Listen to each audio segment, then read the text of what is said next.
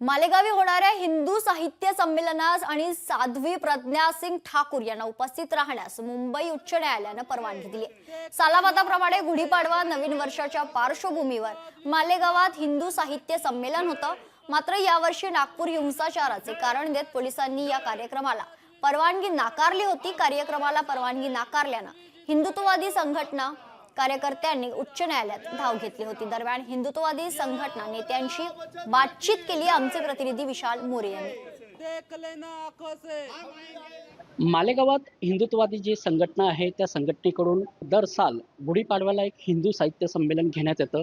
मात्र हे हिंदू साहित्य संमेलन यावर्षी कुठेतरी वादाच्या भोवऱ्यात सापडलं होतं आणि आज आपल्यासोबत काही जे आयोजक आहे हिंदुत्ववादी संघटनेचे ते आयोजक स्वतः आहे।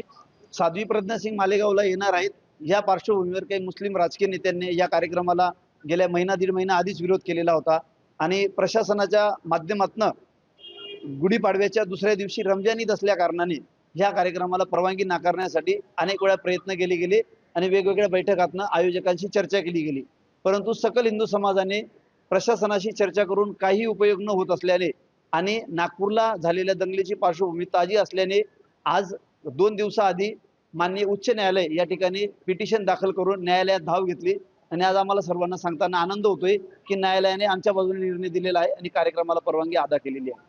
कार्यक्रमाच्या प्रमुख अतिथी आहेत, त्यांच्या एकंदरीत पार्श्वभूमी बघता, मालेगाव शहराचं एकंदरीत वातावरण बघता कायदा सुव्यवस्था बिघडू नये, कुठल्याही मान्य वक्त्यांकडून प्रक्षोभक भाषण त्या ठिकाणी होऊ नये, कुठल्या जाती धर्माचं भावना त्या ठिकाणी बिघडू नयेत यासाठीचे एक नियमावली आम्हाला दिली आहे।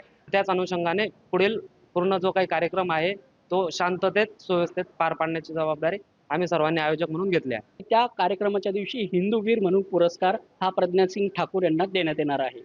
मी विशाल मोरे, लोकशाही न्यूज, मालेगाव। लोकशाही मराठी ऐका, पहा, जागरूक रहा।